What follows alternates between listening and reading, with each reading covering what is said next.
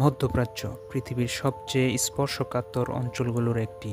এখানে রয়েছে যুক্তরাষ্ট্রের একাধিক গুরুত্বপূর্ণ সামরিক ঘাঁটি, যেখান থেকে পরিচালিত হয় নানা আন্তর্জাতিক সামরিক কৌশল। চলুন জেনে নেই কাতার সহ মধ্যপ্রাচ্যের কোন কোন দেশে যুক্তরাষ্ট্রের সামরিক ঘাঁটি রয়েছে। নাম্বার 1, কাতার। আল উদেইদ বিমান ঘাঁটি। এটি কাতারে অবস্থিত এবং মধ্যপ্রাচ্যে যুক্তরাষ্ট্রের সবচেয়ে বড় সামরিক বিমান ঘাঁটি। এখানে প্রায় 10,000 মার্কিন সেনা অবস্থান করে। এই ঘাঁটি থেকে পরিচালিত হয় যুক্তরাষ্ট্রের সেন্ট্রাল কমান্ডের অনেক গুরুত্বপূর্ণ মিশন। Number 2, Bahrain.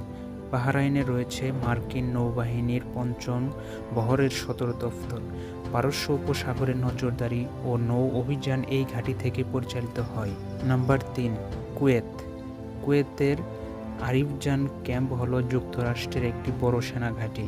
এটি মূলত লজিস্টিক সাপোর্ট ও সামরিক প্রস্তুতি নেওয়ার জন্য ব্যবহৃত হয়। নাম্বার 4, সৌদি আরব। সৌদি আরবে রয়েছে বেশ কয়েকটি ঘাঁটি, যেখানে যুক্তরাষ্ট্র যৌথ সামরিক প্রশিক্ষণ ও অস্ত্র সহায়তা দিয়ে থাকে। 2019 সালে আবারও মার্কিন সেনা মোতায়েন শুরু হয়। নাম্বার 5, সংযুক্ত আরব আমিরাত। আল দাফরা বিমান ঘাঁটি। এখান থেকে যুক্তরাষ্ট্র তাদের বিমান অভিযান, নজরদারি এবং আকাশ প্রতিরক্ষা কার্যক্রম পরিচালনা করে থাকে। Number 6, Iraq.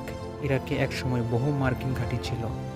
এখন কিছু বন্ধ হলেও কিছু জায়গায় এখনও মার্কিন সেনা মোতায়েন আছে, মূলত সন্ত্রাস বিরোধী অভিযানের অংশ হিসেবে। মধ্যপ্রাচ্যের কৌশলগত গুরুত্বের কারণে যুক্তরাষ্ট্র এখানে দীর্ঘদিন ধরেই সামরিকভাবে সক্রিয়।